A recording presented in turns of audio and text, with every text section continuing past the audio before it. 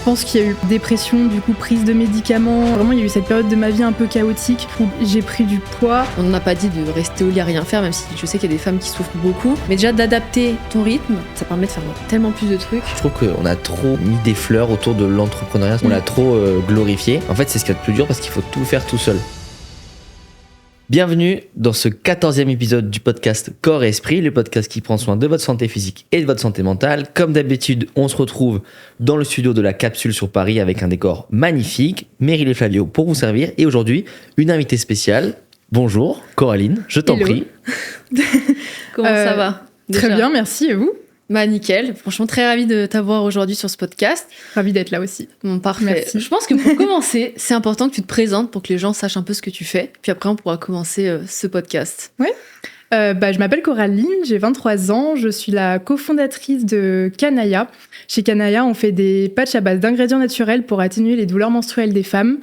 Je suis aussi créatrice de contenu sur LinkedIn, Instagram, etc. Et j'ai une formation pour accompagner les entrepreneurs à se développer sur LinkedIn. Ben ça charbonne très fort dès les plus jeunes âges, ça fait super plaisir. Et, c'est important. Je t'en prie, vas-y, commence au niveau des questions. On a plein de questions pour toi, parce que tu as un profil hyper intéressant, tu fais plein de choses, et c'est super que tu mixes à la fois la création de contenu, tu as ta marque e-commerce, on va en reparler, et c'est vraiment super parce que je pense que tu représentes tout ce qu'il faut d'un entrepreneur, on va dire, de 2024, à savoir sa marque, sa création de contenu, le personal branding, donc ça va être un épisode très très intéressant. Ouais, alors moi j'ai une petite première question par rapport à ce que tu fais tes patchs pour réduire les douleurs menstruelles. C'est-à-dire à base d'ingrédients naturels. Est-ce que tu peux nous en dire un peu plus? Et après on enchaînera comme ça un peu.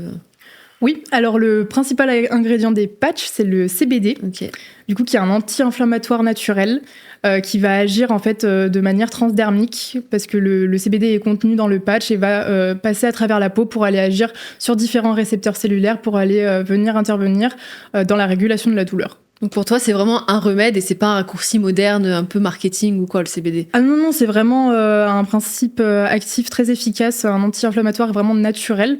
C'est extrait d'une plante, il n'y a rien de plus qui va...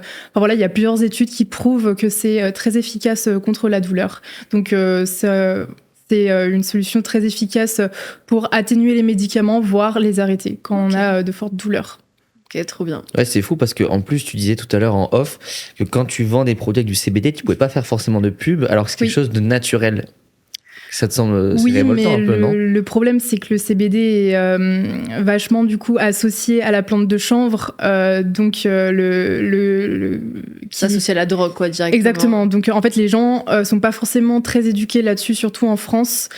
Et en fait, pour tout ce qui est plateforme publicitaire, donc Facebook, Instagram, etc., en fait, c'est eux qui fixent leurs propres règles. Donc même si c'est autorisé en France, si eux, ils disent que c'est non, c'est non.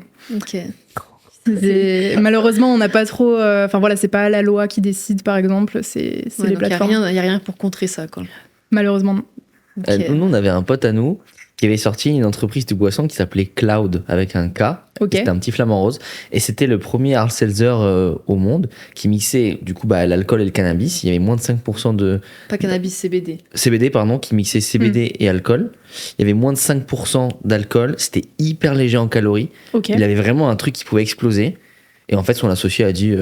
a fait tout pour planter la boîte, quoi. Alors que franchement, il lui a dit... en fait, c'est pas trop pour moi. Et je te vendrai pas mes parts. Ouais, j'ai un peu la flemme, quoi. Voilà, donc ça fait capoter. Alors que, pareil, il visait sur cet ingrédient naturel pour... C'était quoi un petit peu la promesse? C'était en fait de s'amuser sans se mettre en danger parce qu'il y avait très peu d'alcool. Et en même temps, avoir un côté relaxant avec le CBD. Et en plus, il m'avait fait tester, c'était hyper bon. Il y avait des goûts, tu sentais pas que tu buvais de l'alcool, tu vois, c'était à peine alcoolisé, très faible en calories, donc en plus, forcément, ça nous parle. Évidemment. Donc, Maxime, si tu nous regardes, big up à toi. En parlant de faibles calories, justement, toi, quelque chose qui nous a marqué aussi quand la première fois qu'on s'est rencontrés, c'est que tu nous as parlé d'une belle transformation physique que tu as faite. Est-ce que tu pourrais nous parler un petit peu de tout ça? Évidemment. Du coup, j'ai fait une perte de poids de 24 kilos en 2022. Bravo. Donc ça s'est fait, merci. Ça s'est fait sur 8 mois à peu près. Un peu plus, 8-9 mois. Voilà, je me sentais très mal dans ma peau. C'était du poids en fait que j'avais gagné suite à une dépression et du coup, je pense qu'il y a eu dépression, du coup prise de médicaments qui favorisait la prise de poids et il y avait eu le confinement aussi qui n'a pas fait du bien parce que je bougeais pas quoi. À part manger parce que je crois qu'il y avait rien d'autre à faire exactement, aussi. Donc ça n'a pas aidé du tout. Et voilà, et suite à ça, après, j'ai eu un petit déclic de je me sens pas très bien dans ma peau, je me sens pas en forme, je me sens pas en bonne santé. Et j'ai décidé de commencer la salle de sport et de surveiller mon alimentation plus sérieusement. Et tout est parti de là. Ok, et maintenant, comment tu te sens justement après avoir perdu tout ce poids? Beaucoup mieux, beaucoup mieux. C'était l'objectif. Vraiment, aujourd'hui, je me sens très bien dans ma peau. Et en vrai, vraiment, l'objectif... En fait, le truc, c'est que j'ai toujours été sportive. J'ai toujours plus ou moins eu une bonne alimentation parce que dans ma famille, voilà, on n'a jamais été très sucrerie, très... vraiment, ma mère a toujours fait en sorte qu'avec mon frère, on mange bien. Donc, je lui en suis très reconnaissante pour ça. J'ai toujours fait du sport, mais vraiment, il y a eu cette période de ma vie un peu chaotique où j'ai pris du poids. Et j'avais totalement arrêté le sport. Et là, mon but, c'était vraiment de réintégrer ça à ma routine et vraiment, en fait, que ça ne dure pas que pour ma perte de poids, mais que ça fasse vraiment partie intégrante de ma vie au final. Okay. Que je continue à faire du sport régulièrement, que je continue à manger correctement pour mon bien, pour ma santé, pour mon mental. Ouais, mais c'est très bien, c'est la meilleure façon parce que si tu... C'est un beau témoignage, je pense que...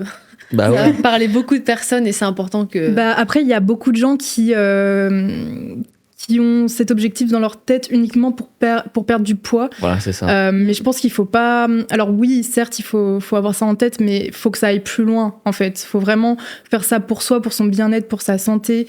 Parce que certes, il y a la perte de poids, mais on se sent aussi beaucoup mieux sur plein d'aspects. Vous êtes les premiers à savoir. Oui, c'est clair. Mais justement, du coup, c'est intéressant parce que tu dis on se sent mieux sur plein d'aspects, que ce soit physique, mental, dans la vie de tous les jours. Aussi, on est moins essoufflé, on a plus confiance. Du coup, toi, tu as vraiment fait cette perte de poids pour toi. C'est pas... parce que certains, des fois, ils disent j'ai perdu du poids parce que les normes de la société font que. Toi, c'était vraiment, tu t'es dit non, je m'en fous de ce que vous racontez, c'est moi, je perds du poids. Ah oui, c'était pour moi. D'ailleurs, à l'époque, j'étais avec... j'avais un copain qui aimait beaucoup mes formes, mais moi je me sentais terriblement mal et je sentais que j'étais pas même en forme quoi et non vraiment je l'ai fait pour moi. Je crois que je l'ai jamais raconté ça d'ailleurs, mais vraiment le déclic que j'ai eu, c'était j'étais en vacances avec lui justement et sur la plage je lui demande de me prendre en photo. Je regarde les photos et je me dis waouh. C'est pas moi. Je me dis, c'est pas possible, c'est pas mon corps. Vraiment, à ce moment-là, mon cerveau, il s'est arrêté. Je sais pas, vraiment, j'ai eu un électrochoc. Et je me suis dit, c'est pas possible, faut que je change. Je suis rentrée chez moi de vacances, je me suis inscrite à la salle. Surtout que t'as jamais été en surpoids. C'était vraiment... Si, toujours. En gros, j'ai une histoire un petit peu, pas compliquée, mais... les gens ont parfois du mal à comprendre, mais c'est normal, c'est que mon corps a énormément changé. Mais ce qui s'est passé, c'est que moi, quand j'étais petite, j'ai fait une puberté précoce. Okay. Je sais plus si c'est un nom un peu plus scientifique, mais je crois qu'on l'appelle juste comme ça. On comprend. Ouais. Voilà. Donc j'ai fait une puberté plus tôt que les autres. C'est-à-dire que déjà, j'étais censée avoir mes règles à l'âge de 8 ans, si on ne faisait rien. Ah oui. Ah oui. Mais du coup, en fait, le poids que tu prends à la puberté, moi, je l'ai pris avant. J'étais en CP alors que normalement, tu le prends, je sais pas, au début du collège. Ouais, sûrement, c'est ça. Moi, je sais que c'était vers les 12 ans, quoi. Ouais, exactement. Sauf que moi, j'en avais 7. Et du coup, j'ai pris ce poids-là d'un coup. Du coup, j'étais une enfant en surpoids, en fait. J'ai eu un traitement pour la puberté précoce qui fait que j'ai eu mes règles à un âge à peu près normal. Je les ai eues à 11 ans. Mais j'étais une enfant en surpoids, même si je mangeais bien, même si... après, ma mère a tout fait pour me mettre au sport, justement, etc. Et en fait, naturellement, en grandissant, après, ça s'est équilibré. Parce que j'ai pris en taille, je faisais attention à ce que je mangeais, etc. Donc ça s'est je faisais un poids normal, on va dire, fin collège, début lycée. Je pense que je faisais le même poids que maintenant. Juste, j'étais moins musclée parce que je faisais pas de musculation, etc. Je faisais le même poids que maintenant. Et après, justement, aux alentours de 2020, j'ai repris beaucoup de poids dû à cette période dépressive de ma vie, etc. C'est un bon exemple de, tu vois, justement, de quand une prise de poids dépend pas de toi, une puberté précoce. Là, pour le coup, tu peux vraiment rien. Tu vois, c'est un bon exemple parce que y en a qui disent qu'à chaque fois que tu prends du poids, c'est génétique. Et d'autres qui disent non, c'est jamais le cas. On est en mode calmez-vous tous les deux. Il y a quand même des fois où, et là c'est un parfait exemple de t'as une puberté précoce, t'y peux rien quoi. Et il y a une vraie raison derrière et c'est pas juste une excuse en fait, c'est que ça. Là c'était clairement, on sait pas trop à quoi c'est dû la puberté précoce, mais apparemment c'est plus des facteurs environnementaux, enfin on sait pas trop. Ouais, ça peut être plein de trucs. En fait c'est très peu avancé la recherche à ce niveau-là, mais il y a énormément d'enfants qui sont touchés par ça. Hein. Il y a même, moi ça va parce que j'avais 7 ans, mais par exemple il y a des filles, elles ont leurs règles à 5 ans. Et ça, c'est extrêmement rare, mais ça arrive. Waouh. Et tu vois, c'est vrai que j'étais même pas au courant que c'était, ça pouvait être si jeune. Donc, pour revenir un peu sur ta perte de poids, t'as parlé du déclic. Toi, ça, c'est un truc, on entend souvent ce mot chez les personnes, j'ai eu un déclic et tout. Moi, j'avoue, j'ai jamais eu le déclic pour quelque chose, tu vois. Je sais pas si, tu vas me dire ce que t'en penses, mais il faut vraiment atteindre un stade où on n'en peut plus pour avoir un déclic, ou si en fait cette notion de déclic en mode j'ai eu un choc, c'est quelqu'un il dit ouais j'ai fait cet événement, j'ai eu un choc, on m'a dit ça m'a fait un déclic. Est-ce que c'est réservé à un certain type de personne qui réagit au déclic? Parce que des fois j'ai l'impression d'être apathique et de pas avoir de déclic, mais est-ce que tu penses qu'il y a aussi des situations qui se prêtent au déclic? Je pense qu'il n'y a pas forcément besoin d'avoir un déclic en vrai. Je pense que ça dépend des situations. Des fois, c'est juste, tu sais, sur la durée, c'est une accumulation de choses. Et puis, un jour, du coup, c'est pas vraiment un déclic, c'est juste un jour où tu arrives et tu te dis, bon, ok, là, j'en ai marre, voilà. Et puis, moi, c'était plus un niveau où je me voilais un peu la face. Et j'ai vu cette photo et je me suis dit, ouais, ok, non.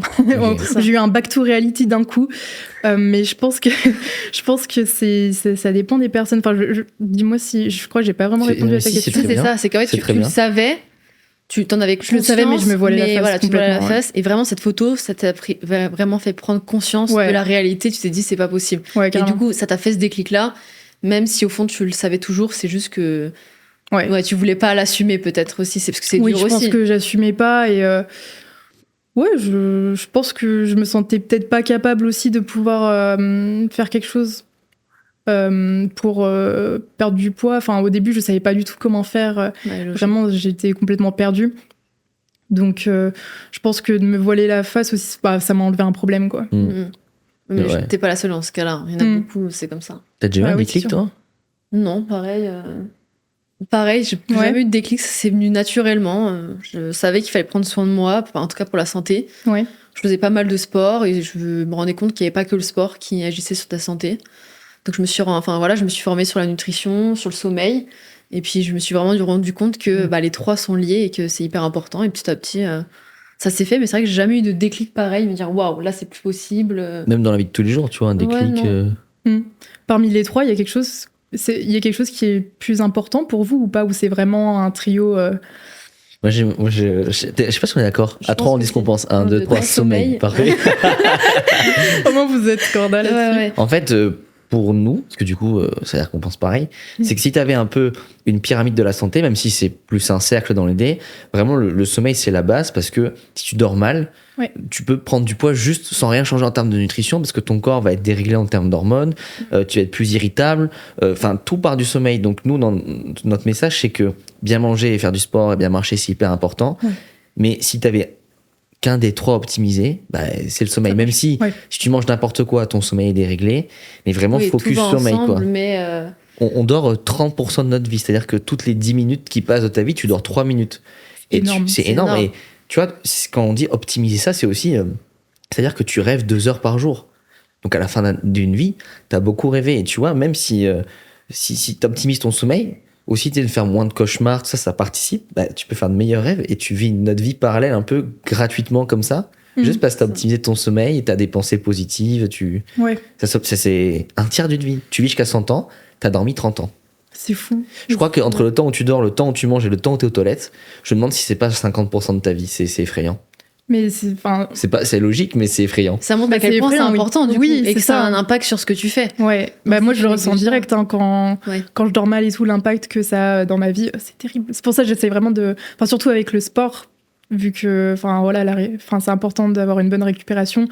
Si je dors pas assez, je le sens clairement. Ouais. Mais, Je on vais est pareil je vais me là-dessus. sentir plus mal, plus courbaturée, difficulté de concentration. Ouais, ça, t'es moins productive, Exactement. t'as moins la pêche. Et justement, est-ce que tu trouves que les entrepreneurs ont des modes de vie sains en général ou pas vraiment? Ils essayent ou ils se donnent l'impression, mais au final, c'est pas trop le cas. Alors je pense que tous n'ont pas un mode de vie sain, mais en vrai la plupart font plus attention que d'autres personnes qui seraient pas forcément entrepreneurs, parce que je pense que, enfin, ça demande quand même un niveau de comment dire.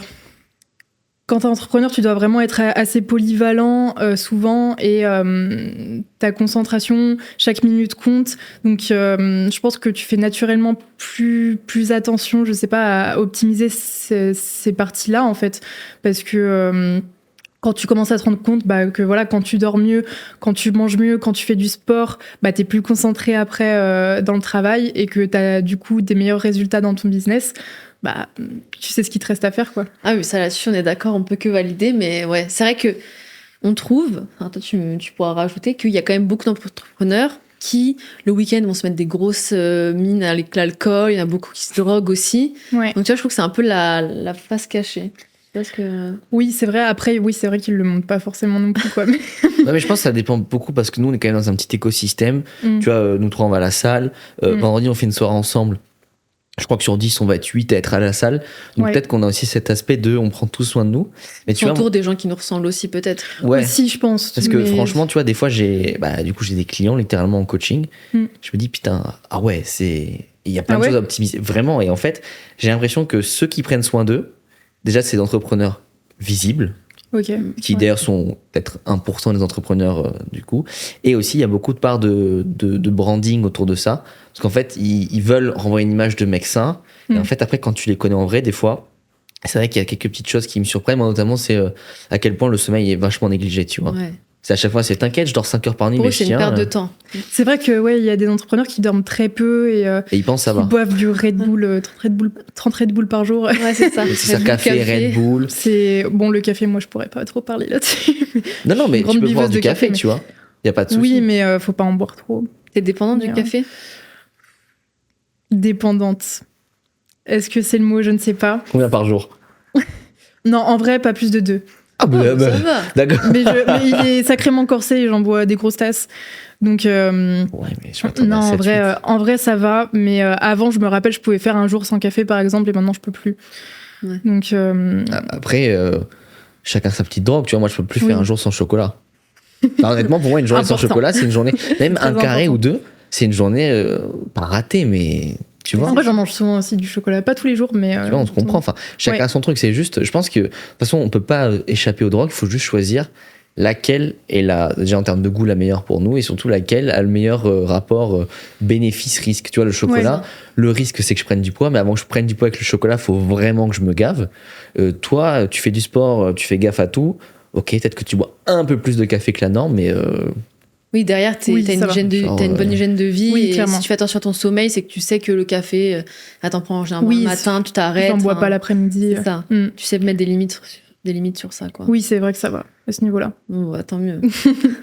Et du coup, on avait une petite question qui était spéciale pour toi, parce que du coup avec Kanaya, c'est en lien direct. Comment tu gères, toi, ton cycle menstruel, du coup, tes règles, avec ton entrepreneuriat? Est-ce que tu sens que tu peux pas bosser pareil? Est-ce qu'il y a des semaines où tu es à fond, d'autres où tu es très molle? Comment tu gères tout ça? Moi, je sais que la semaine avant mes règles, en général, je suis fatiguée et très à fleur de peau. Très à fleur de peau. Donc, en général, ça va. Par contre, vraiment, pendant mes règles, là, c'est un level de fatigue qui est souvent vraiment important. Donc, en vrai, ce que j'essaye de faire, c'est de pas me mettre la pression et de faire l'essentiel. Vraiment, je regarde ma to-do list, je regarde les tâches les plus importantes qui vont faire 80% des résultats. Pareto. Et voilà, mais j'essaye de m'écouter, surtout les 2 premiers jours, parce que c'est les jours où je suis le plus fatiguée. Après, à la salle, j'essaye d'adapter mes entraînements. Enfin voilà, je vais pas mettre super lourd et me forcer à faire une séance très intense si je me sens crevée, quoi. Ouais, c'est sûr. Ouais, t'adaptes vraiment ton quotidien en fonction de tes règles. J'essaye en tout cas. J'essaye. De faire en sorte que ça n'impacte pas trop non plus. C'est-à-dire que si j'ai des trucs très importants à faire, si je dois sortir et tout, les patchs aident du coup, parce que de base, moi, je suis quelqu'un qui a énormément de douleurs. Donc là, c'est parfait. Mais il reste la fatigue. Ouais. Les règles, ça englobe tout un tas de symptômes. Il n'y a pas que les douleurs, malheureusement. Donc, j'essaye d'adapter un maximum. Ok. C'est intéressant, tu vois. Parce que du coup, hier, on a eu un autre podcast avec Margot Kunigo, qui est du coup sorti la semaine dernière. Ouais. On lui a posé une question similaire et tu vois, elle disait que la semaine avant, elle pétait la forme. Ouais. Par contre, quand elle avait l'air d'être un peu plus down que ce que toi tu es. Donc c'est vachement intéressant parce que c'est complexe, comme tu l'as dit. Et en plus, c'est pas en mode, tu peux pas faire une formation sur ça. Tellement il y a de cas différents. Il n'y a pas de formation sur ça. Tu peux non, mais absolument pas. Tu peux comprendre des trucs, mais. Et puis même chaque femme, ça dépend des cycles. Moi, je sais que je fais du syndrome prémenstruel en général. Donc, avant les règles, vraiment, en fait, moi, ça va être très mental. Je vais me sentir très, très déprimée, vraiment, d'un coup. C'est hyper violent, quoi. Et alors, le syndrome prémenstruel, ça dépend des femmes aussi. Ça peut être des symptômes mentaux, ça peut être des symptômes physiques. Un mal de ventre, des tiraillements dans les seins, etc. Moi, c'est très, très mental. Et c'est vraiment, la semaine qui précède mes règles. Et il y a des femmes qui n'ont pas du tout ça. Et moi, je sais que j'ai pas ça à chaque cycle. J'ai pas ça dépend vraiment. Ouais. Donc, pour dire à quel point c'est spécifique. Ce que je trouve bien, c'est qu'on arrive que de plus en plus de femmes arrivent à s'adapter en fonction de ces cycles. Parce que, on en parlait aussi, c'est que, en fait, si tu te sens si tu te sens un peu molle, fatiguée, c'est bien d'agir en fonction. Et les semaines où justement t'es pas fatiguée, tu te sens vraiment en forme, et ben là, tu charbonnes à fond parce que tu sais qu'il y aura une semaine qui sera un peu moins bien. Donc, tu compenses comme ça ton niveau de travail. On n'a pas dit de rester au lit à rien faire, même si je sais qu'il y a des femmes qui souffrent beaucoup. Mais déjà, d'adapter ton rythme, ça permet de faire tellement plus de trucs.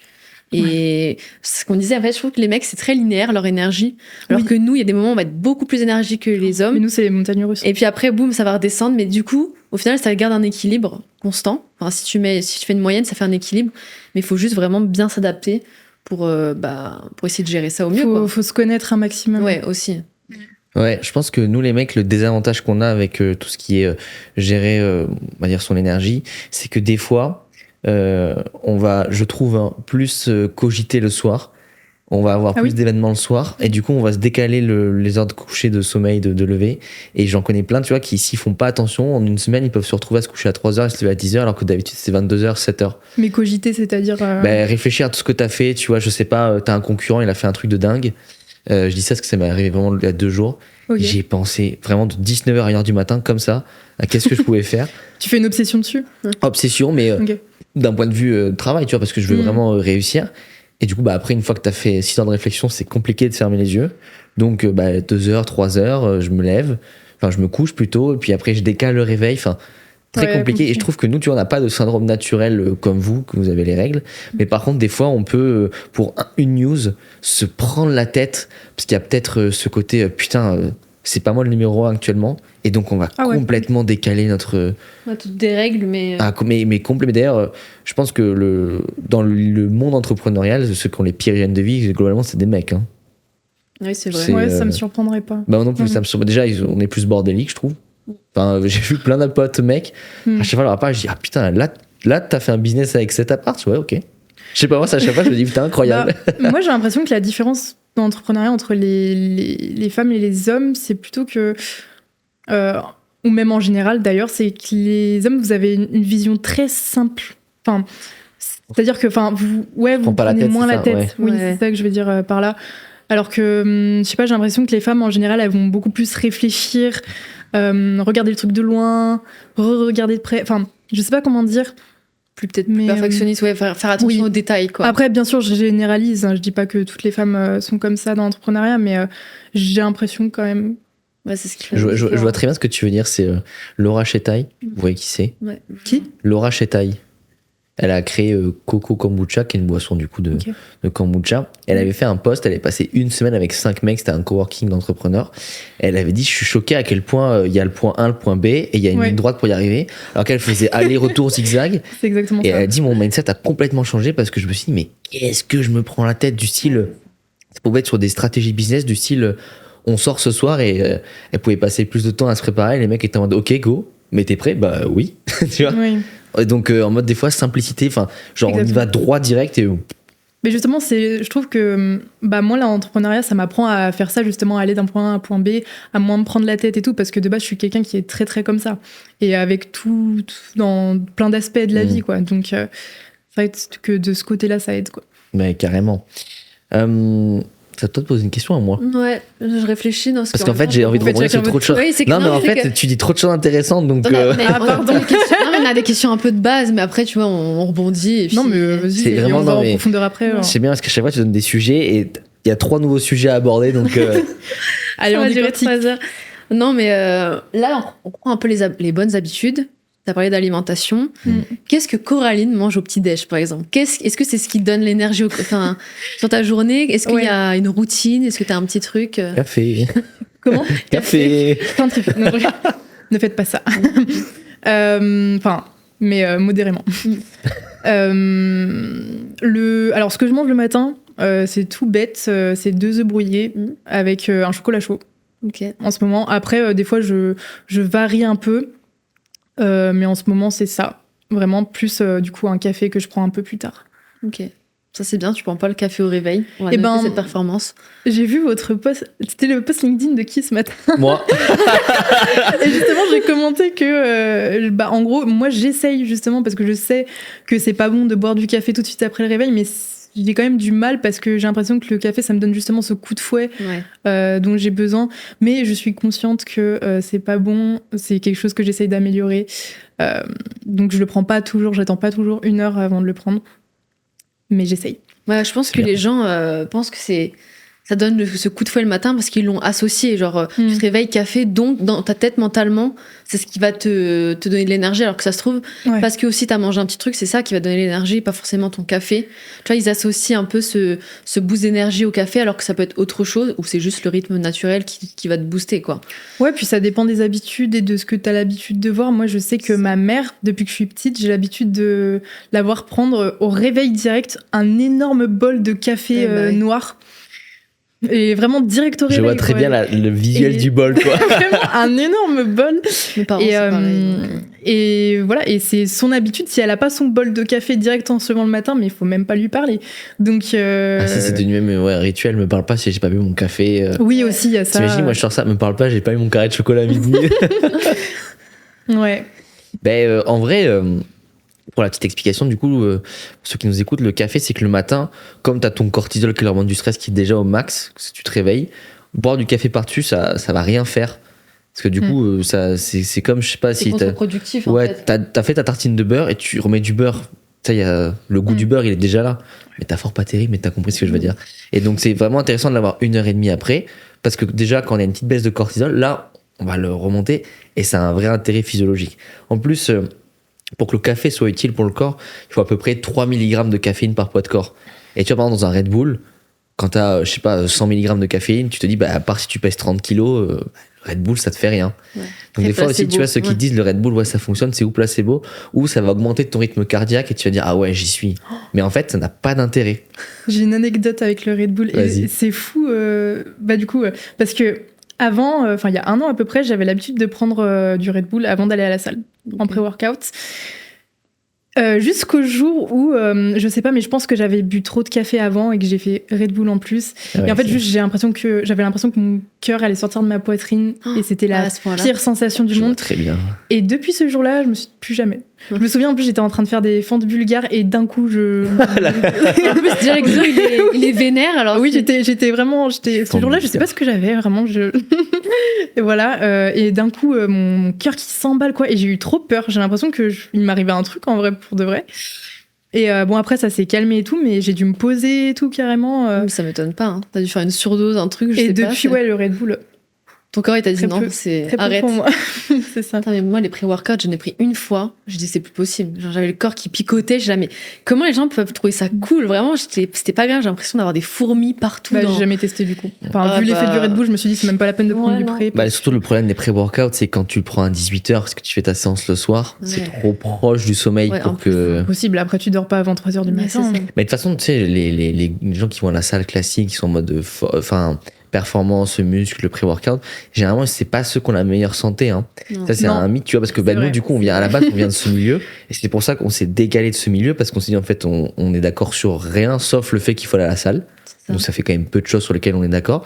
Mais en fait, c'est vraiment tout pour le muscle. Donc, en fait, on s'en fout. Ils sont encore à l'époque, tu sais, où le soir, tu manges ton fromage avant de dormir avec ton yaourt pour que ça se dilue dans le corps pendant toute la nuit. Alors que le corps, en fait, le soir, il a envie de tout sauf de digérer, tu vois.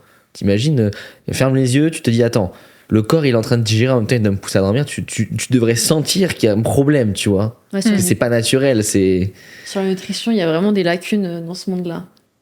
Ouais. C'est vrai. Bah après, je pense, oui, du coup, tu parles plus des personnes qui sont en prise de masse, par exemple. Ouais, vraiment des go muscu classiques, tu sais, qui vont à la salle et qui, pour eux, toutes les protéines se valent, que ce soit du poulet ou de la whey couplée avec des additifs et des édulcorants. Mais justement, tu vois, en parlant de salle et tout, est-ce que toi, tu as un type santé que tu donnes toujours à quelqu'un, vraiment le truc qui a beaucoup changé chez toi et qui peut changer beaucoup de choses chez les gens? Un type santé. Ça peut être n'importe quoi, sport, nutrition, sommeil, stress. Alors, attends. Tu peux réfléchir, hein. Je sais même pas ce que je donnerais, tu vois, moi. Un seul, c'est... En fait, c'est super vaste, du coup. Ouais, mais... Bah, le sommeil, limiter les écrans avant. C'est quelque chose, j'ai beaucoup de mal avec ça encore, mais quand j'arrive à le faire, je vois directement la différence. C'est vrai ? Ouais, quand je lis un livre avant de dormir, plutôt que de regarder des vidéos sur mon téléphone, je vois que je passe une meilleure nuit. Le matin, je me sens mieux. Ouais, surtout le matin, moi, je trouve. Moi, des fois, je le vois, les effets sur le matin. J'ai l'impression de pas avoir la tête. Tu sens que ça a été réparateur et je sais pas comment dire. Mais alors, un tips vraiment santé. C'est un bon tips, hein, déjà, tu sais. Ouais. Mais juste, je trouve que, c'est important de prendre soin de soi en général, quoi, et pas faire, comme tu dis non plus, juste de la muscu pour le muscle, même si, en vrai, c'est ok, selon moi, de le faire parce que t'as envie d'avoir. C'est le but aussi. C'est juste. Mais qu'il faut voir plus loin. Faut pas flinguer son physique, faut pas flinguer sa santé, sa vie, juste pour avoir des gros biceps, tu vois. Oui, non, mais ça, je suis d'accord avec ça complètement. Mais tu vois, je pense que tu fais partie, comme nous et comme beaucoup d'autres, de cette catégorie d'entrepreneurs sains qui veulent créer un empire, parce que je pense que tu as quand même des grandes aspirations avec Kanaya, mais par contre, jamais pour ta santé, parce que tu sais que derrière, tu peux peut-être perdre 10, 15, 20 ans de vie à force d'être trop stressé, de faire trop n'importe quoi. Donc toi, tu as vraiment cette vision long terme de je veux créer un empire. Je sais pas, qui c'est qui avait dit que ta boîte, elle pourrait faire 100 millions? Oussama. C'est monsieur Oussama Hamar. Tu as cette aspiration justement de taper très très haut. Tout en te préservant, tout en t'écoutant. Bah oui, parce que justement, je pense que quand on veut aller très loin, dans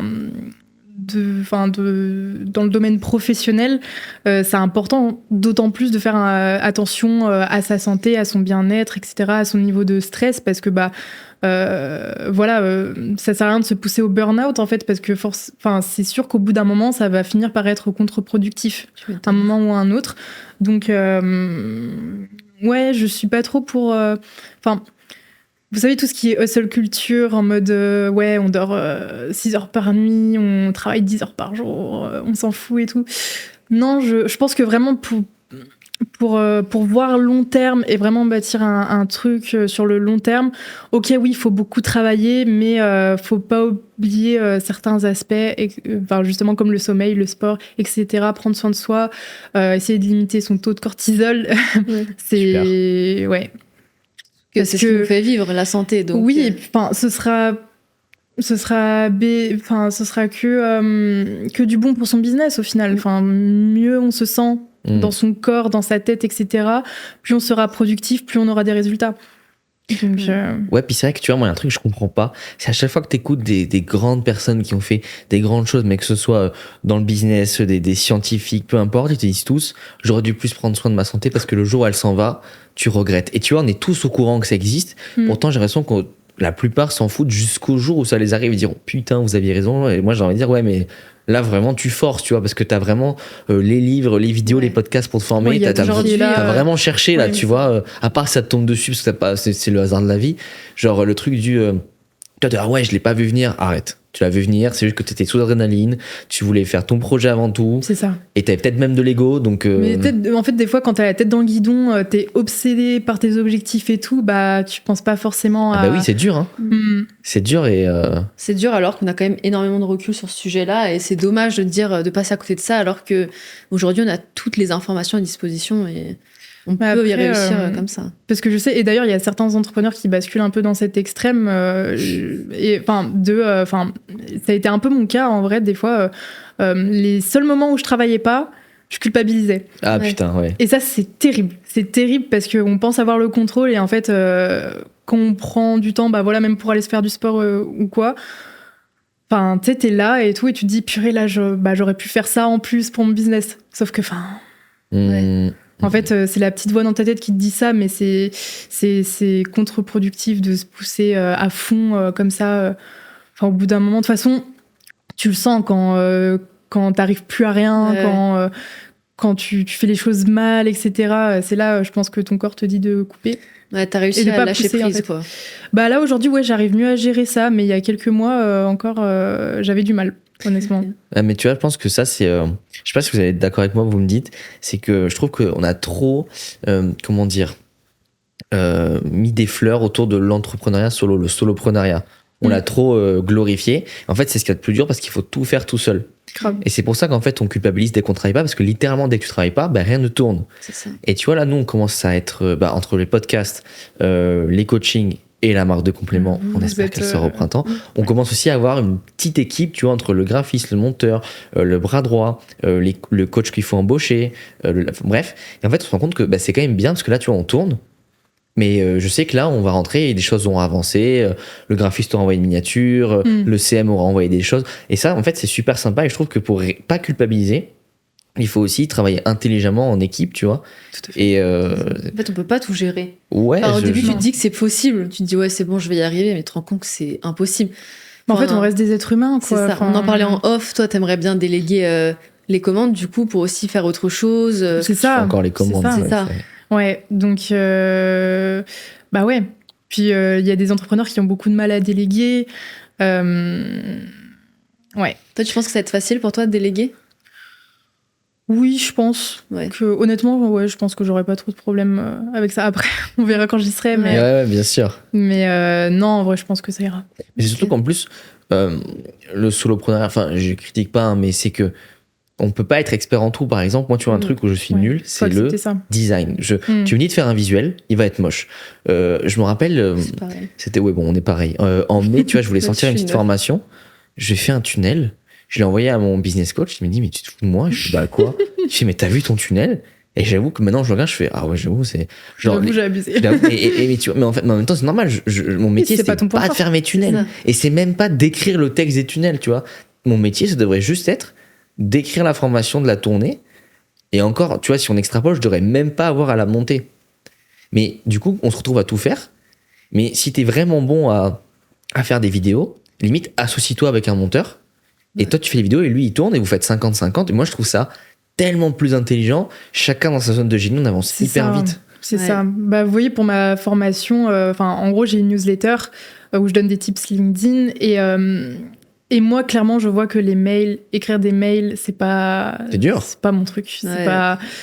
C'est pas mon point fort, c'est pas ce que je préfère, etc. Et du coup, finalement, j'ai décidé de bosser avec un copywriter. Cool. Enfin. En fait, je lui avais envoyé des mails que j'avais écrits. Il me fait, ouais, non, mais ça se sent que... en gros, ils sont bien, mais ça se sent que c'est pas ton truc préféré, quoi. Et tu vois, pourtant, on a l'impression... Enfin, moi, j'ai l'impression... Parce que tu mets ton cœur, parce que c'est ton projet. Ouais. Et puis d'être bête, tu te dis, mais comment ça, je sais pas écrire? C'est qu'en fait, ils vont jouer, je sais pas, dis-moi si je me trompe, mais avec les up and down, les émotions, les images. T'as l'impression de te dire, mais je sais écrire. Pourtant, tu vois, on écrit bien les posts LinkedIn tous les trois, ça marche bien sur LinkedIn. Oui, après. Mais c'est différent en fait. Oui, c'est différent. C'est différent, puis ça dépend de l'objectif que tu as avec, etc. L'autre jour, j'envoyais une newsletter où tu sais, je faisais un peu la promotion du coaching. Ouais. Et j'avais eu un taux d'ouverture, enfin un taux de clic à 2%, ce qui était assez faible. Pas de newsletter, taux de clic sur oui, le dans lien. le Voilà. lien de la newsletter. Et après, je me dis, bon, je suis pas fait pour les mails. Je prends un mail d'un copywriter connu qui l'envoie. Et juste, je change ces phrases par les phrases qui vont avec moi. Je suis passé de 2 à 8% de taux de clic.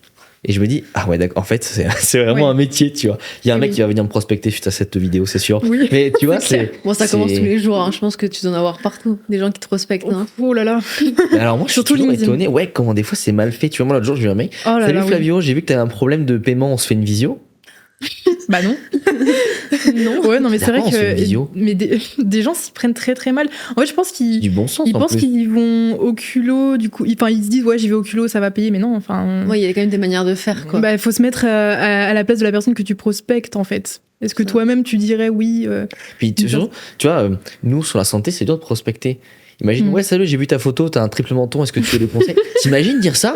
Non, mais c'est délicat. Alors Oui, que tu oui, vois, clairement. je me dis, ça se trouve, ce problème de paiement, qui au passage n'était pas du tout un problème de paiement, bah ça se trouve, ça m'affecte grave, je sais pas, mais les pincettes dont tu m'en parles, tu vois, t'imagines, je lui répondais ça. Ouais. Non, t'inquiète, Aurélien, par contre, vu ta photo de profil, je pourrais te coacher. Mais le mec, il me dit, mais tu te prends pour qui? Mais je lui dis, mais toi, tu te prends pour qui à me proposer une vidéo avec cause de mes problèmes de paiement? Enfin, Ouais, c'est. si tu Ouais, c'est un autre extrapoles un peu, tu te rends compte que, ah oui, ok, c'est pas délirant ce que je suis en train de dire. Ça Ouais. montre les réseaux. Et toi, tu trouves que le réseau aide à aller plus vite dans le business? Oui. Ouais. Oui. Tu l'as Enfin, remarqué si tu ou fais pas les bonnes rencontres, parfois ça peut être un accélérateur. Après, enfin parfois, souvent, Souvent. toujours. Ouais, carrément. Même, enfin, un entrepreneur, je pense qu'il doit vraiment bosser son réseau parce que, en fait, des fois, c'est pas. En fait, on voit pas l'intérêt tout de suite, mais quand tu fais vraiment évoluer une relation sur le long terme, en fait, ça va t'apporter énormément, mais parfois tu le vois pas au début. Mais ouais, je conseillerais à chaque entrepreneur de travailler sur son réseau, de pas hésiter à vraiment, même à aller à des events tout seul. Moi, je l'ai fait. C'est bien ça. Enfin, déjà, c'est un véritable exercice en termes de sortie de zone de confort. Tu m'étonnes. Après, bah, t'as l'impression que tu peux tout faire, hein, franchement. Ah oui. Mais À la force, en plus, tu connaîtras toujours quelqu'un de loin. Dans un événement, bah, peut-être pas au début, mais ouais, après, Oui, à force d'en faire et tout, de toute façon, tu commences à connaître des gens et tout, donc c'est cool. Et puis même, enfin, sur les réseaux, pas hésiter à, enfin, alors, de manière, faut savoir aborder de la bonne façon, mais pas comme les gens qui prospectent Flavio. Mais on fait une visio. mais voilà, de manière intelligente, ne pas hésiter à aller vers des personnes qu'on pense pertinentes pour notre réseau.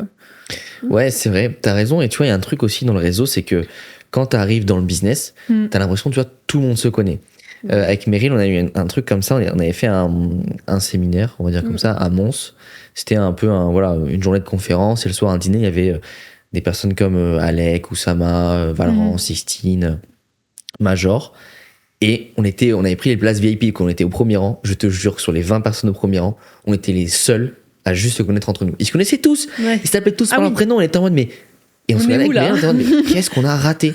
Ouais. Mais vraiment, on se sentait mal, on dit, mais... C'était un des premiers événements qu'on avait fait. Ouais, c'est ce que j'allais vous demander. Ouais, le premier événement, j'avoue, on a tapé fort. Mais tu vois, dans l'idée, on se dit, mais putain, mais pourquoi je les connais pas? Et en fait, tu comprends que les gens sortent et que le réseau, et surtout, en fait, il y a beaucoup de gens, par exemple, tu vois, sur LinkedIn, tu prends les gros, bah, en fait, c'est qu'ils se connaissent depuis le début aussi. Et tu vois, on en parlait tout à l'heure en venant en voiture pour le podcast, on se disait, bah, c'est cool que toi, nous trois, on s'est rencontrés maintenant à des stades plus ou moins similaires. Parce que ça se trouve, si toi, déjà, Canaya, je sais pas, était exporté dans 40 pays, tu faisais des dizaines de millions par mois, peut-être que tu aurais dit, putain, il me parle par intérêt. Ou tu vois, inversement. Et je trouve que c'est bien aussi de se connaître avant que tout le monde explose. Grave. Et j'ai l'impression qu'il y a toujours des petites teams de gens qui se connaissent et ils sont en train d'exploser ensemble. Et c'est exactement ce qui se passe avec nous, tu vois. Ouais, et c'est pour ça qu'après, bah, ça crée des liens super soudés aussi. Donc, ouais, puis tu vois les évolutions et tout. Je trouve que c'est en vrai, génial. c'est trop satisfaisant. Ouais, grave. Moi, je suis à chaque fois trop contente. Je vois tes stories, tes posts. Je me dis, mais c'est trop cool pour elle. Flavio, bah, du coup, on est dans le même monde, mais pareil, on se dit, c'est des petites victoires comme ça. Et puis d'autres personnes qu'on a rencontrées.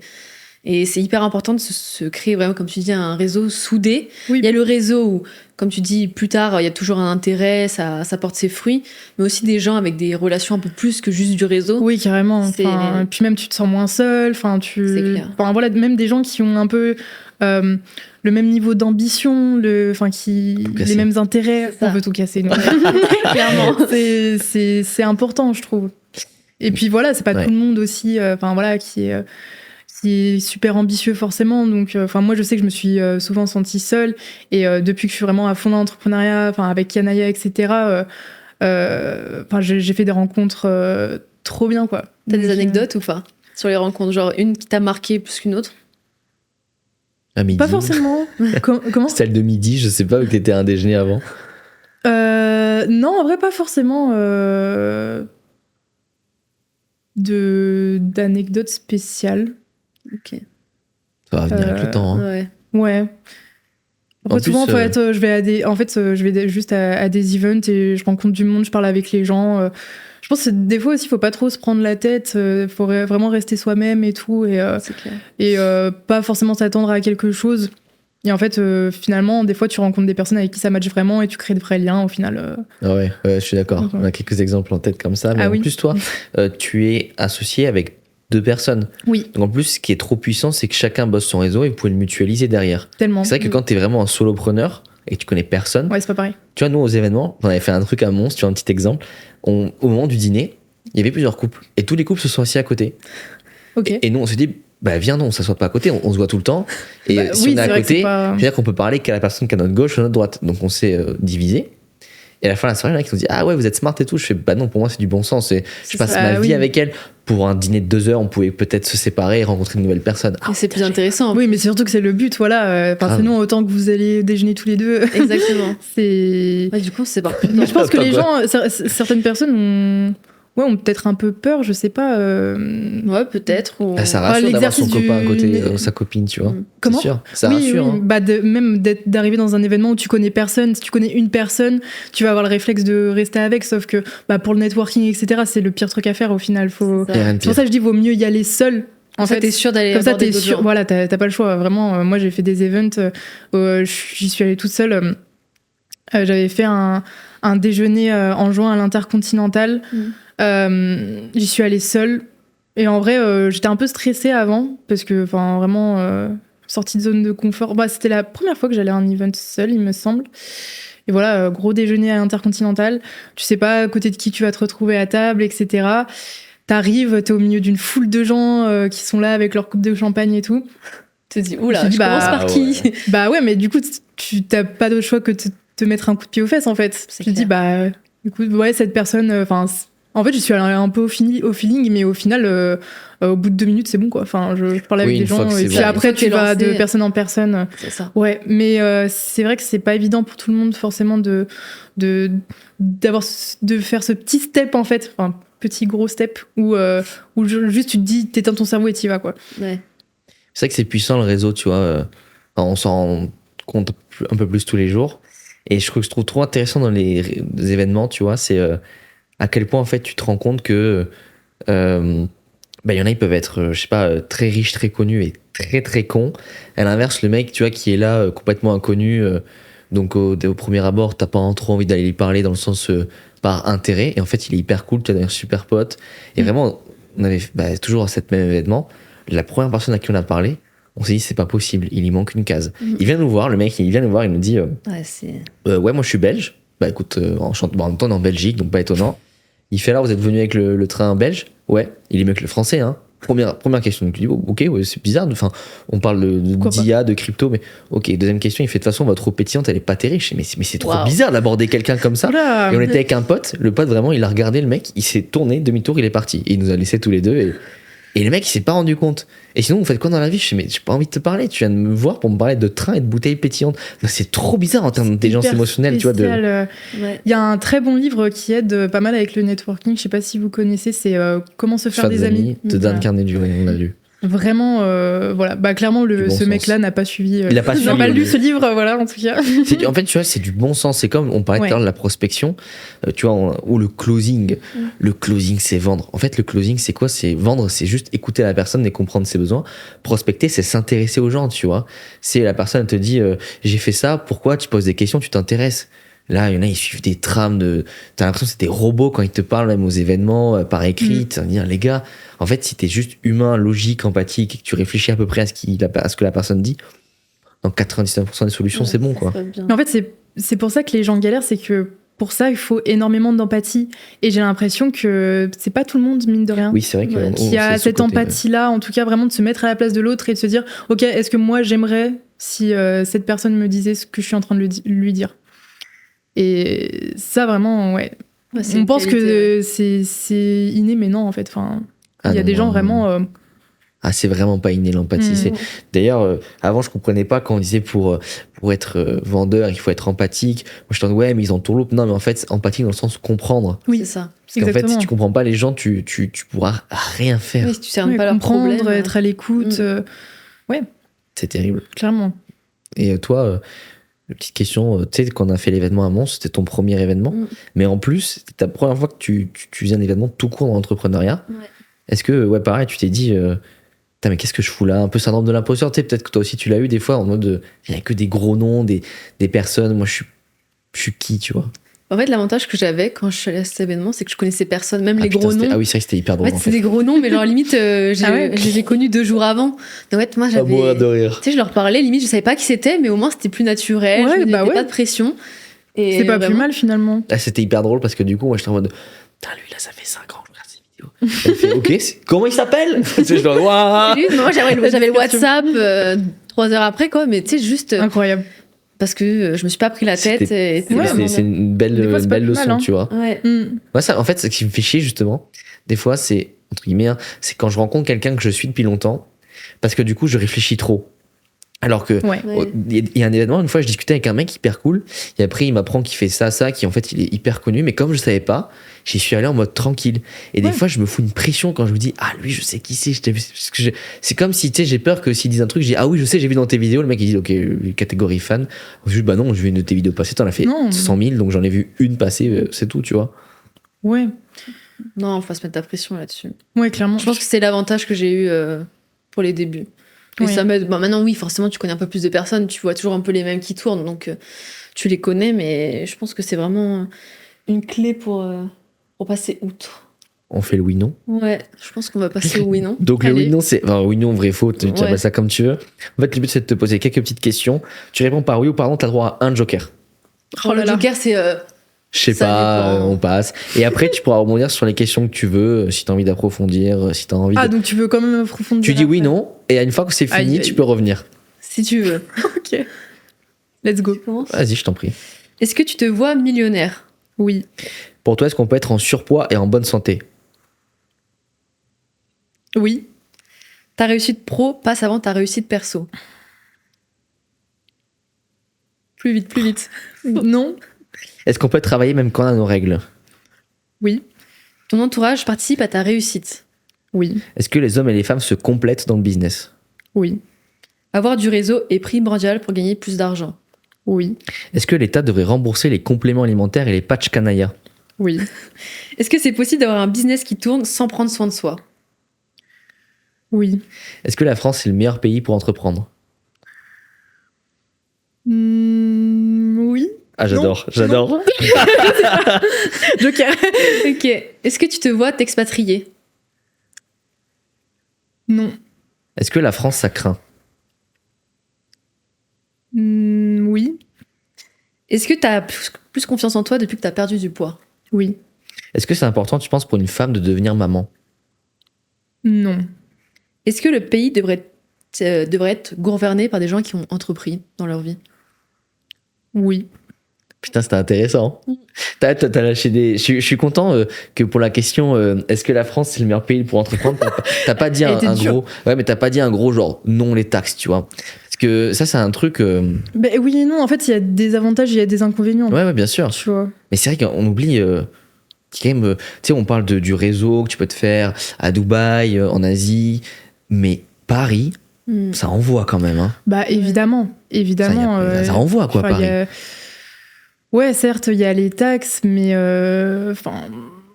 en fait, t'as plusieurs autres avantages. Et en effet, Paris, il y a un réseau quand même qui est... peu importe ton domaine dans le business, je pense que tu peux rencontrer énormément de personnes. C'est très dynamique. Voilà, on est quand même dans un pays où tu peux... je sais pas, avoir une rupture conventionnelle, être au chômage et lancer ta boîte, en fait, en étant payé. Enfin, il n'y a pas d'autres pays où tu peux faire ça, je crois. Non, je crois Donc, pas. Même en Italie, c'est quand même un sacré avantage pour les gens qui débutent. Donc, je pense juste qu'il y a des pour et des contre. Comme tout, hein, je pense. Du coup, t'as dit non pour t'expatrier. En fait, j'en sais rien. Ouais, t'as pas encore, Après, c'est quoi l'expatriation? Est-ce que c'est... Ça dépend où, ça dépend... Enfin, voilà, si je suis heureuse là-bas...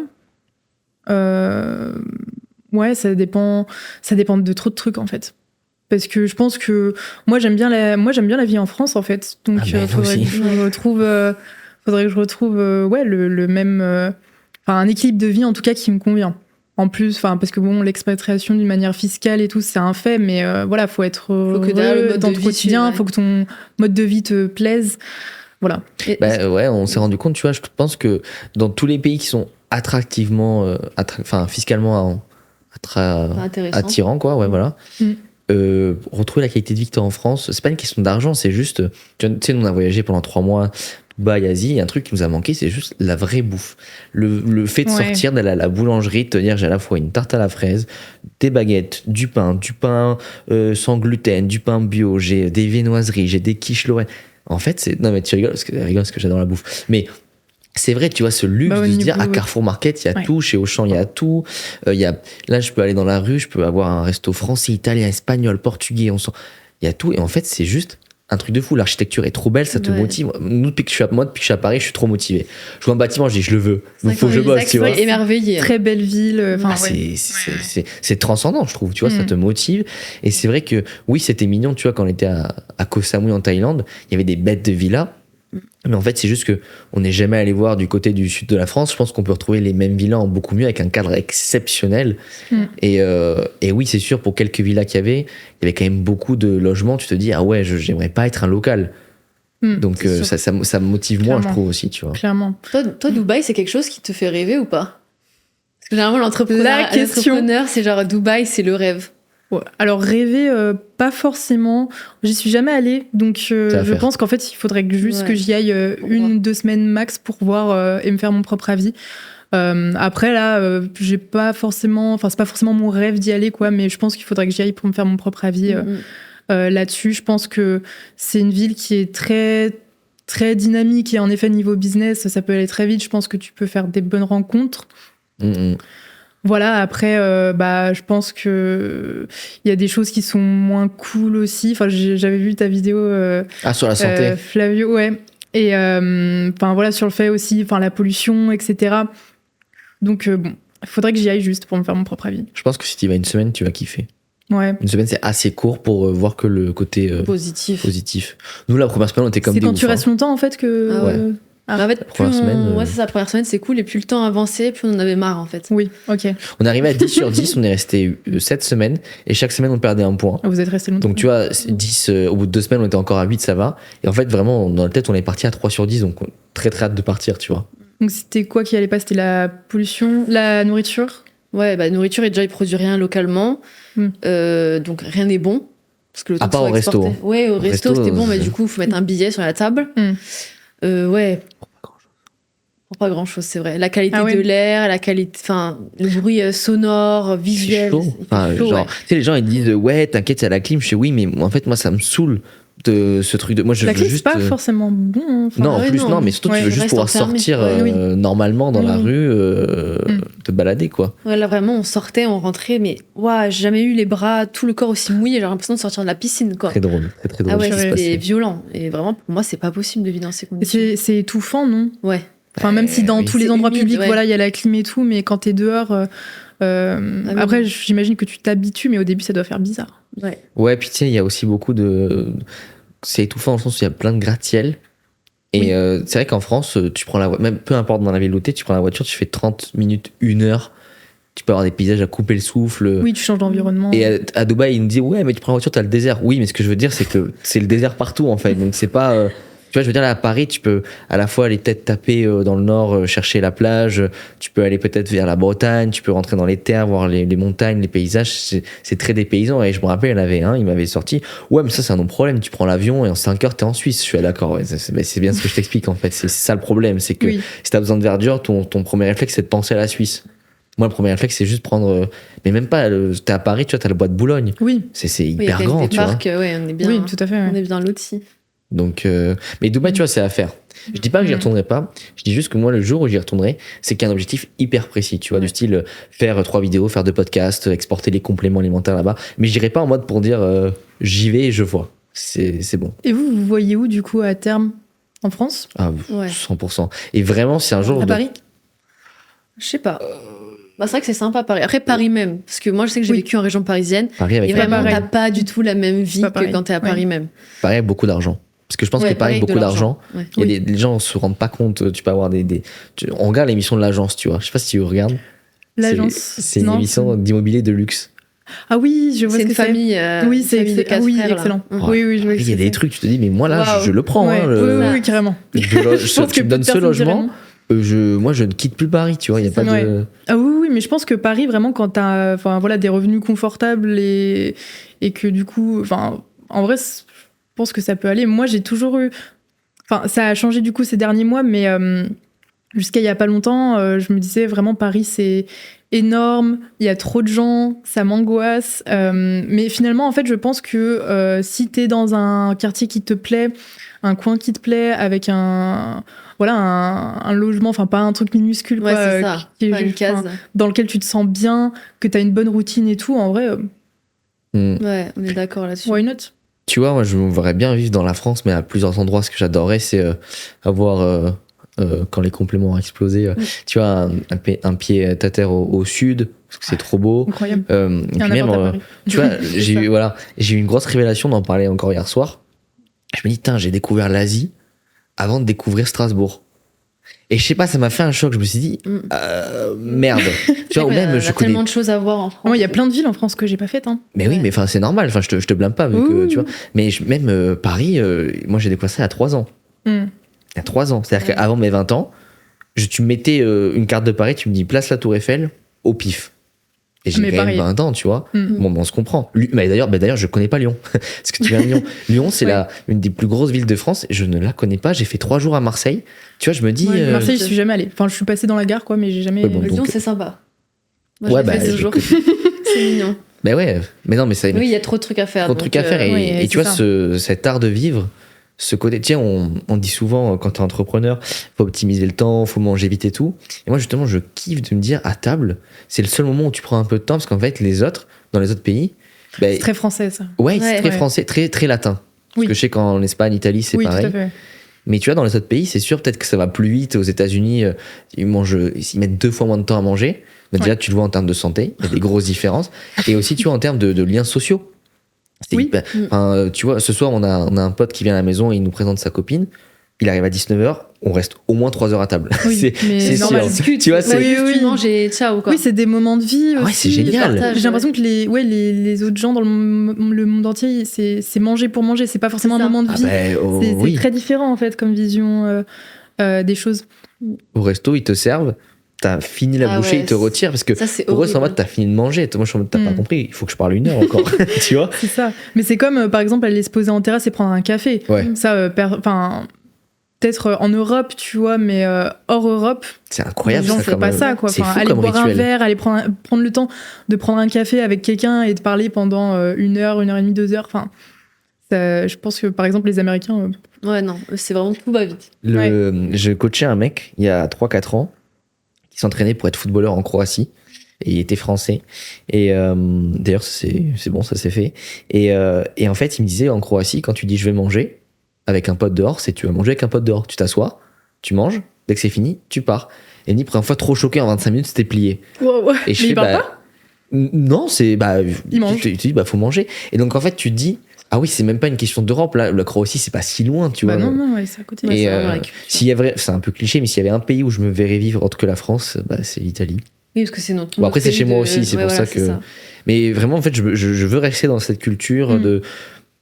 Bah, de c'est là où manger on se de sent tout. bien en fait. Mm. Pourquoi aller chercher à l'autre bout du monde alors que tu te sens vraiment bien chez toi, t'as tes habitudes. C'est ça. L'ancrage. D'ailleurs, il y a un truc, tu sais, on dit souvent en France, l'hiver, on veut fuir. Et ben, j'ai toujours été comme ça. Et là, cette année, j'apprécie trop. Parce que je me dis, en fait, les saisons, c'est vraiment cette phrase de vieux daron, mais c'est grâce à l'hiver que t'apprécies le printemps, tu vois. Mais, Ah là là là là. mais- La citation de fou. non, mais c'est vrai, il y a ce truc Ouais. c'est vrai que c'est pas mal parce que qui dit changement de saison, dit changement d'habitude. Tu vas plus faire des soirées à la maison, Oui, tu c'est manges vrai. différemment. Enfin, en fait, je kiffe trop. Je kiffe trop. Après, moi, j'ai vachement le blues hivernal, du coup. Bah, t'as qu'à aller au sud. Franchement, à Nice, ils ont Ouais. 15-20 là, c'est Surtout royal. la Hein. pluie. Moi, je trouve que le pire, c'est. Bon, il y a aussi le fait qu'il fasse nuit tôt. la Mais mytho, quand la il y a grisaille, beaucoup- Voilà. le froid, La la grisaille pluie. parisienne, bien sûr, oui. Là, je suis arrivée ce matin. C'était que t'as eu le pire Le jour. froid et tout, je te je retourne à Lyon. Enfin, à Lyon, c'était pas mieux en soi, mais. Non, mais t'as raison, je pense que bah, dans un monde où en France, au lieu d'être 60 millions, on est 5 millions, ça me choquerait pas que tu vois, de aller novembre à mars, en fait, on déserte le nord. Peut-être d'un point de vue purement naturel, santé. Et en fait, on est tous habités dans le sud parce que c'est beaucoup mieux. Tu vois, pour moi, c'est pas naturel. Tu vois, je prends les Écossais, il pleut tout le temps. Alors oui, ils ont d'autres choses qui les rendent heureux peut-être, mais en fait, biologiquement, l'être humain a besoin de soleil. Le soleil. Et Et donc, moi, je ça vois me- directement la différence. Et tu sais qu'avant, les gens c'est normal. migraient, tu vois, tu te décalais. C'est pour ça, il y en a, ils disent, ouais, mais moi, je peux pas manger de façon locale parce que dans ma région, localement, à cette saison, il se produit rien. Mais c'est parce qu'en fait, il y a genre 300 ans, les gens quittaient cette région le temps d'une saison et on revenait. D'ailleurs, la Provence, tu vois, c'est une région qui sont habitée l'été. Ouais, Bon, alors c'est pourquoi sûr. l'île serait habitée l'hiver? Tu vois, enfin, Oui. Mais C'est pas vraiment le, un délire, mais- le soleil, en plus de la vitamine D, ça met tellement dans un bon mood. Je sais pas, moi j'ai même réfléchi à m'acheter les trucs de luminothérapie là, Ah bah, pour m'en mettre dans la tête, quoi, parce que là il y a tellement zéro soleil que moi je sens la différence sur le moral en tout cas. Enfin, je sais pas si c'est lié au soleil directement, Si, c'est peut-être si. un tout. Mais Non, c'est lié. Ah ouais Ça a montré que ça évite justement tout ce qui est dépression, déprime, anxiété. C'est. Ouais, Pareil. dépression, c'est fort hein, comme terme, mais c'est vrai, Oui. ça a été prouvé. Ok. C'est oui, pas des prix. Ouais, mais c'est. Bon, après, nous, on a la lumière rouge, c'est le gros truc. lumière rouge, on Oui. supplémente. Enfin, nous, après, on fait la totale aussi parce qu'on sait que sinon, t'es trop carencé et ça joue trop. Mais ouais, En fait, là, je suis- le mois de janvier là il fait mal. Hein. Ouais, le mois de janvier, il fait mal parce qu'il n'y a pas d'événement. Mais C'est je- la pire période janvier-février, je trouve. ouais, c'est dur, c'est C'est dur. les plus durs. C'est en plein dans le pic de l'hiver. Il y a pas de soleil, c'est là qu'il fait le plus froid. Mm. Une fois que t'as passé ça, après, tu peux prendre Oui. toutes les étapes. C'est vrai. Je pense qu'en fait, ce qui est dur en France aussi avec l'hiver, en plus de la grisaille, c'est que des fois, je trouve, on joue pas le jeu de l'hiver. C'est-à-dire que tu vois, tu vois en Scandinavie, l'hiver, ils vont faire beaucoup plus de choses cocooning, tu sais, de sauna à la maison, ils vont même changer la déco. Nous, en fait, ta déco, des fois, hiver, été, c'est la même. Et donc, tu vois, l'hiver, on n'a pas ce côté chaleureux. Maintenant, l'hiver, imagine si un samedi de janvier, tes potes arrivent à la maison à 10h, c'est soirée jeu, c'est gros repas bien chaud, et le soir, c'est bain chaud tous ensemble. Enfin, c'est bizarre dit comme ça, mais vous avez compris. Non, mais c'est. C'est un peu chelou. Non, mais genre, tu vas faire On un a compris sauna, l'idée, voilà. tu vas faire une. Un tu vois, jacuzzi, je sais pas. bah, tu kifferais trop, tu vois, tes journées. Sauf Ouais. que nous, en fait, on change rien nos journées. On change rien au mode de vie, pas trop. C'est vrai. On n'a jamais été habitué à ça. Ouais, mais je pense que l'hiver, tu changes la déco. Faut essayer de romantiser un petit peu. Ouais, l'hiver, faut aimer ça. romantiser, C'est je ça. pense que. Ouais. Après, il y a des gens qui adorent l'hiver, mais l'hiver avec la neige et tout, en mode. Ah, bon, c'est différent. C'est ça, pas pareil. C'est incroyable. Parce que bon, l'hiver en ville, voilà, avec juste la grisaille, 0 Pluie. degré, la pluie, le vent glacé.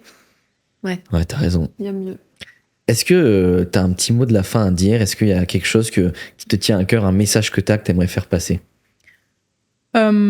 Juste que c'est important de prendre soin de soi et de sa santé, de faire du sport, pas que pour la performance et le physique, mais vraiment pour son bien-être aussi mental et sa santé à terme. Donc, ouais, ne pas négliger le fait en fait de prendre soin de soi, de sa santé physique et mentale. Bah, je crois que t'es au bon endroit pour dire ça. Voilà, je pense que c'est Une l'endroit pute de parfait. dingue pour en le effet. podcast, quoi.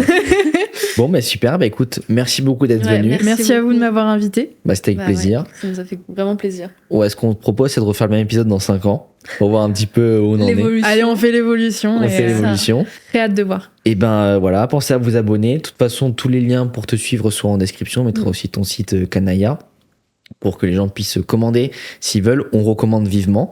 Et puis, bah, les amis, rendez-vous la semaine prochaine à la même heure. Ciao, ciao. Merci beaucoup. Allez, merci. Merci les gars.